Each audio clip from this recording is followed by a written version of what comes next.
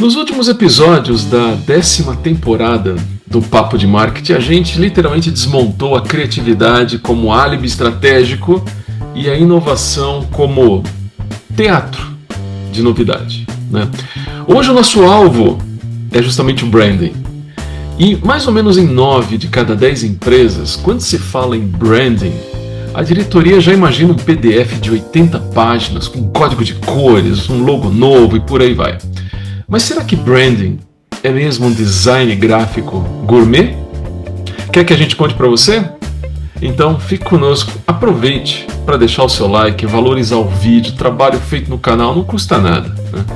E não se esqueçam de ativar o sino do YouTube para receber as notificações das novidades do canal. Eu sou o Theo Augusto Monteiro, aqui comigo Gino Belli, e o Papo de Marketing está só começando.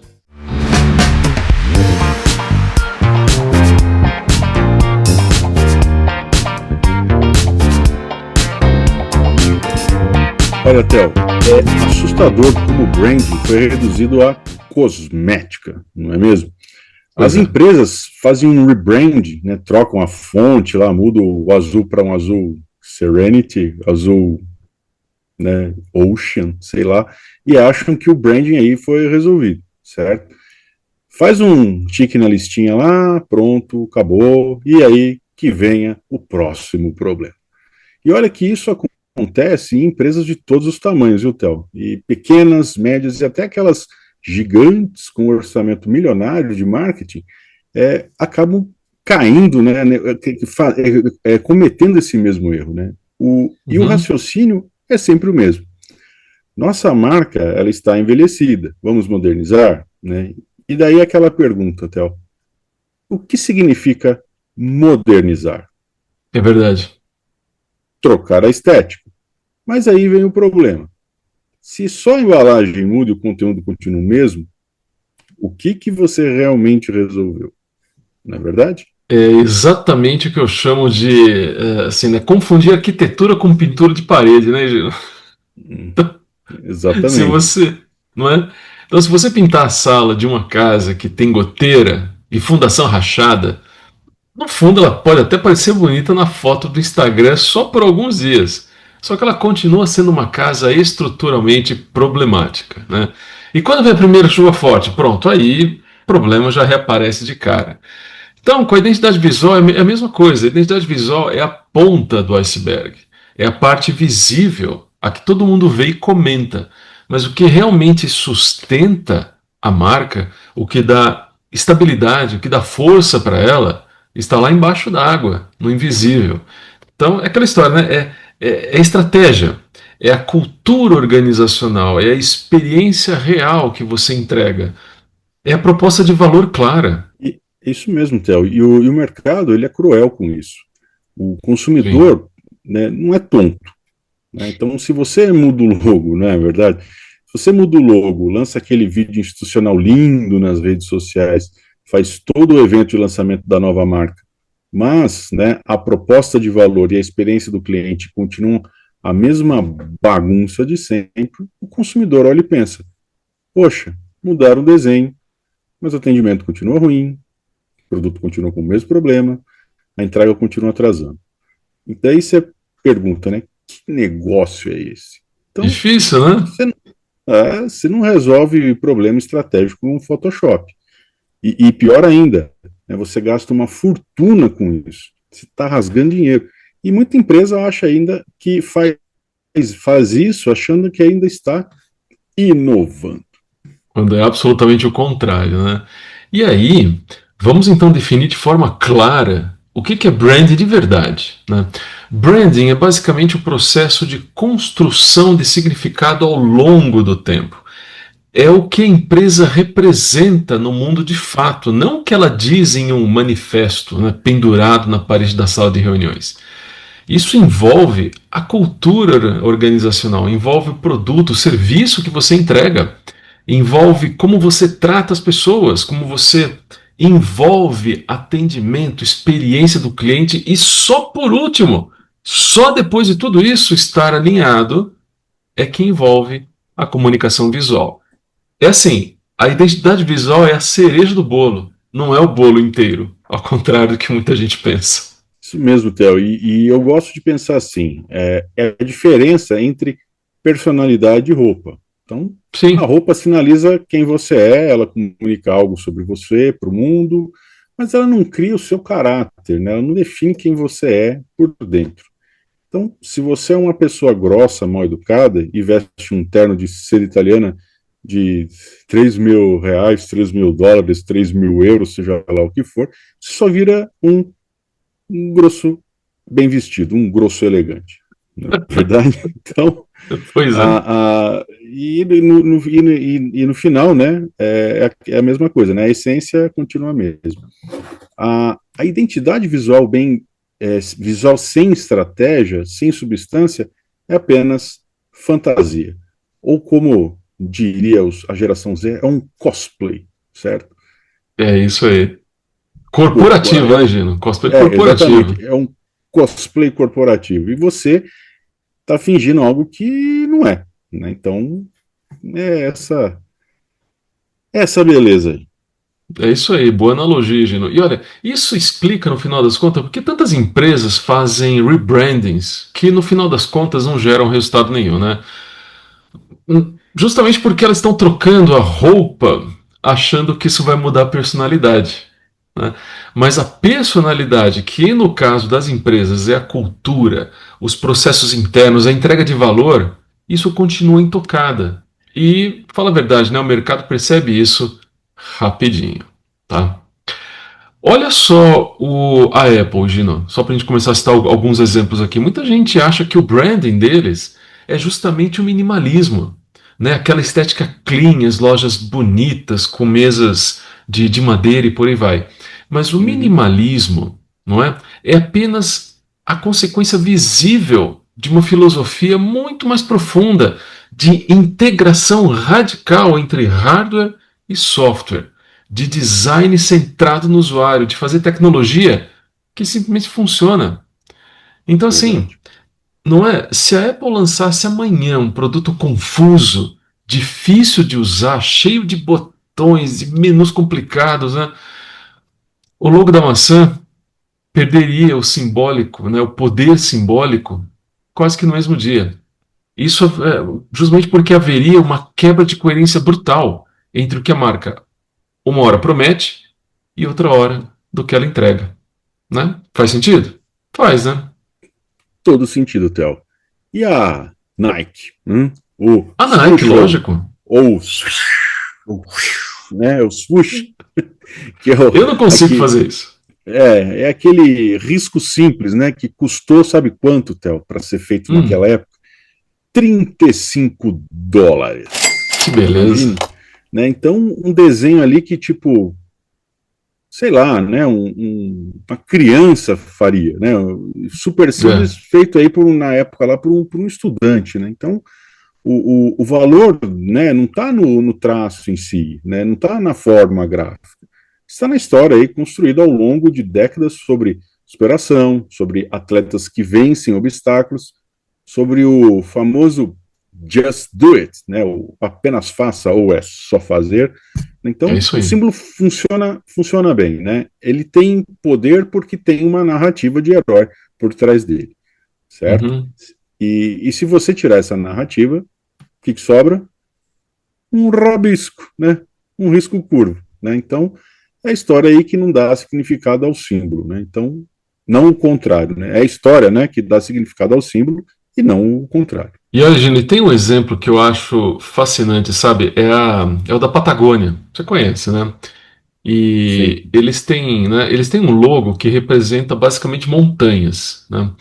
Só que o branding deles, olha que curioso, não é definido pelo desenho das montanhas. É definido por decisões radicais, como aquela campanha onde eles literalmente pediram para você não comprar uma jaqueta nova se a sua pudesse ser consertada.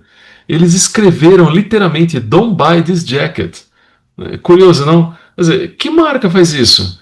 Que empresa pede para o seu cliente comprar menos? Né? Só que o branding deles é uma decisão política, ambiental, ética. O logo, o desenho em si, é apenas um selo dessa promessa maior. Muito bem. E olha que interessante, Theo. A Patagônia, ela poderia ter o logo mais feio do mundo, que a marca aí continuaria forte, né? Porque Uhum. o que sustenta ela é a coerência entre discurso e prática. Tá aí. É, né? Outra coisa, eles falam de Hum. sustentabilidade e agem de forma sustentável, né? Até mesmo quando isso custa caro, né? Até isso quando vai contra o lucro imediato, né? Então, isso é branding no sentido mais profundo. Theo, aqui ó, vem um erro clássico que a gente vê acontecer direto. A Uhum. empresa ela está perdendo mercado, a concorrência está ganhando espaço, a proposta de valor está confusa na cabeça do consumidor. E qual é, né, a solução que aparece nas reuniões de diretoria? Vamos fazer um rebranding. Poxa, Aí por que não, gastam, né?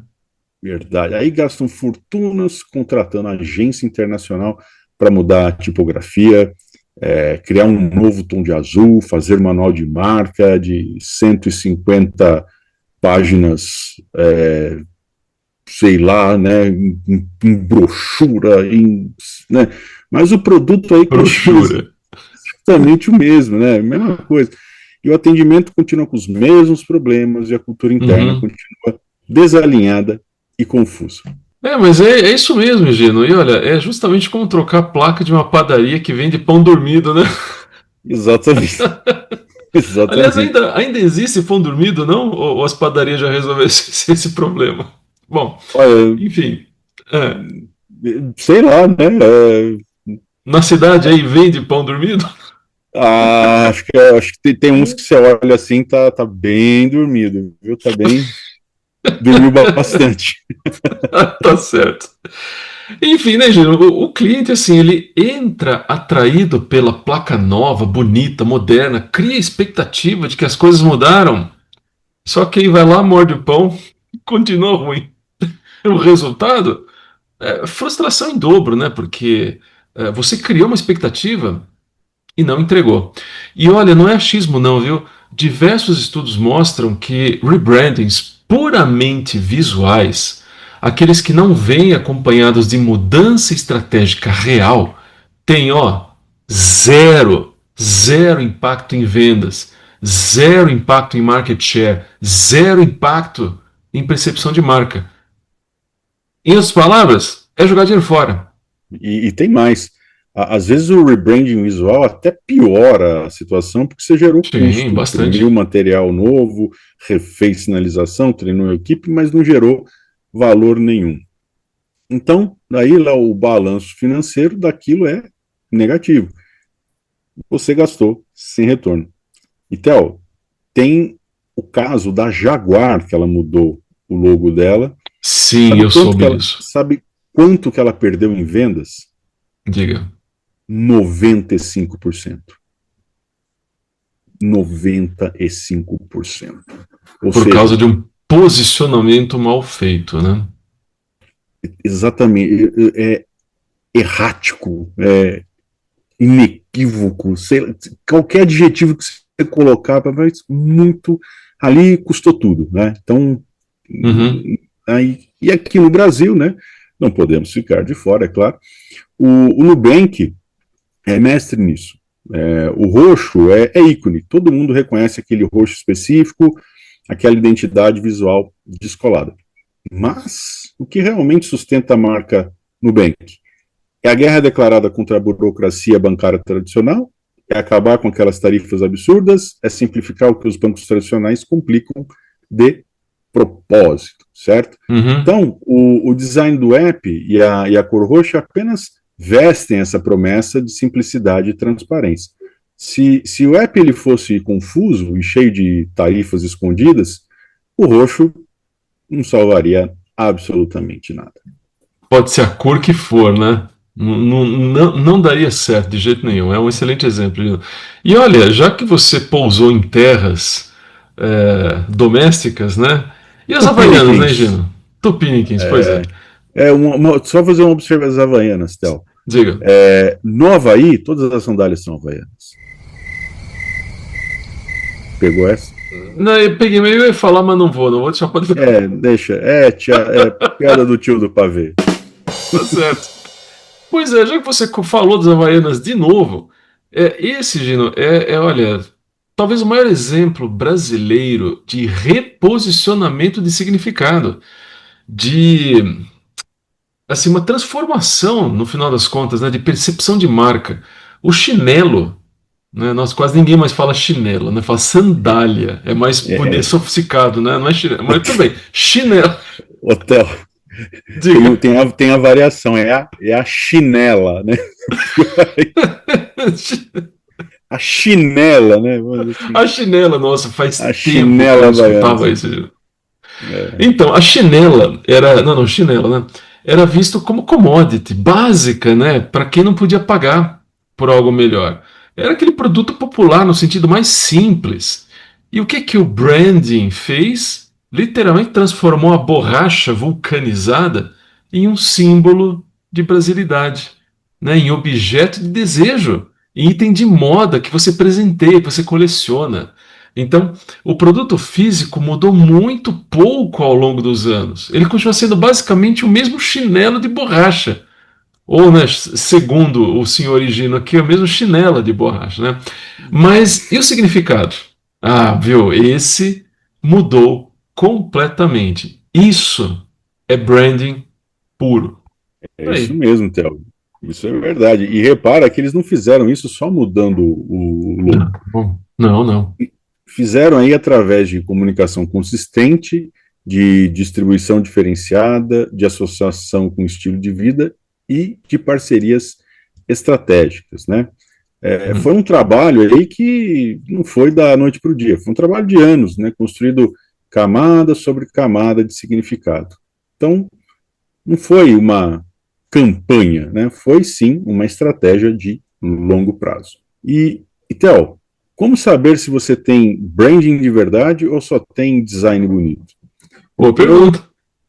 eu proponho o teste do Lego escondido.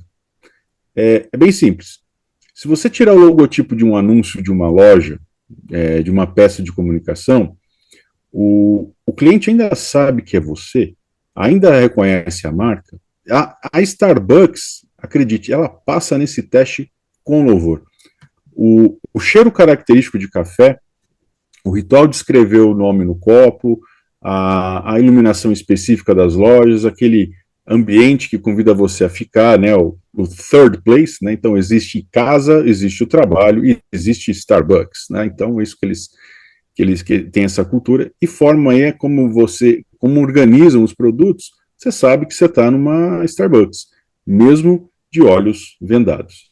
Isso é branding sistêmico. Ou seja, o branding é o sistema completo, né? Pelo que você comentou, não é assim um mero adereço, não é enfeite. Então, se a sua loja, se a sua empresa fica completamente indistinguível das outras, quando você tira o logo da fachada, quando você esconde a marca visual, então você não tem um brand, você tem um ponto comercial genérico. É só isso. Né? Você é intercambiável. O cliente, ele assim, tanto faz comprar de você ou do concorrente, porque a experiência é a mesma, o significado é o mesmo, que no caso é nenhum, né, no final das contas. É isso mesmo. Né? E olha só o contra-exemplo. Quantas lojas de roupas você entra que são absolutamente idênticas? Mesmo layout, Uhum. mesma iluminação, mesmo tipo de atendimento morno, mesma música ambiente genérica. Então, se você cobrir o logo, vira roleta russa, pode ser qualquer uma. Né? Isso é a ausência total de branding. É isso aí. E olha, e chegou a hora do nosso quadro fixo, né? O conceito mal interpretado. Tema de hoje? Claro, não podia ser outro, né? Branding. Vamos deixar cristalino aqui, tá? Para ninguém ter dúvida. Branding não é identidade visual, tá? Identidade visual é a linguagem, é como você fala, é a forma que você usa para se expressar. O branding é significado, é o que você realmente representa, é o que as pessoas pensam e sentem quando pensam em você. Pegou a diferença? Um comunica, o outro constrói percepção ao longo do tempo. Então, assim, né, aquela história, não confunda o mapa com território. Né? O mapa é o seu, vamos colocar assim, o seu lindo manual de identidade de 200 páginas. Né? O território, por sua vez, é a percepção real que existe na cabeça do cliente. E se o território não existe, se não há substância real, o mapa não serve para absolutamente nada. Nem se colocar um X ali, você não acha absolutamente nada. E olha só, guardem isso. Você pode ter o manual de marca mais bonito do mundo, com todas as variações de logo, todos os Pantone certificados, Pantones. todas as Pantones, né? Olha só. Nossa Senhora, Pantones. Todas aí as aplicações possíveis, mas se não houver significado construído através de ações consistentes, através de uma entrega de valor real, você só tem um documento bonito. Tem um PDF bonito. Você só vai ter nesse final de tudo um belo de um PDF. Você não tem uma marca. Então, Stel, olha só, vamos fechar com essa seguinte reflexão. Quando o branding é tratado apenas como estética, apenas como aquela camada visual bonita, ele vira um elemento meramente decorativo no canto do slide de PowerPoint. Aquele logotipo que você coloca porque tem que ter, certo? Mas quando o branding ele é tratado como sistema integrado, então envolvendo produto, a cultura, a experiência e só então comunicação, ele vira um critério de decisão estratégica. Então, você passa a se perguntar antes de cada ação, isso que nós vamos fazer, isso que vamos lançar, isso que vamos comunicar, está alinhado com quem somos como marca? Uhum. Isso reforça ou enfraquece a nossa promessa? E é aí que, nesse momento, que a marca ela deixa de ser decoração e vira estratégia. É aí que ela gera poder real no mercado. Disse tudo, Gino. E olha, pegando esse último gancho, isso nos leva naturalmente ao próximo passo, ao próximo episódio. Se o branding, tudo que nós falamos aqui, é construção de significado, se é sobre representar algo único no mundo, como você comunica isso sem parecer igual a todo mundo?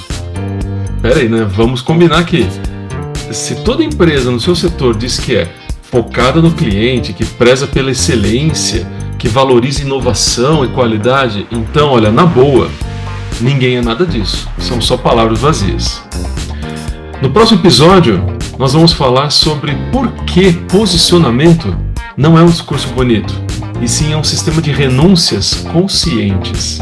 É sobre o que você escolhe não ser, não fazer e não atender. Participe do nosso canal no WhatsApp para você receber conteúdos exclusivos que não aparecem em nenhum outro lugar. E lembre-se que vocês podem assistir e ouvir todos os episódios no nosso site papomarketing.wordpress.com. Muito obrigado pela atenção e pela companhia. Nos vemos em breve. Até mais. Tchau. É o seguinte, se sua marca só existe no manual de identidade visual, então você não tem uma marca, você tem um catálogo de cores. Somente isso. Construa um significado e não apenas estético. Até a próxima. Muito bem? Beba Coca-Cola. Oferecimento Kit Kat, porque às vezes não dá para jantar. Sem mais, até a próxima. Tchau.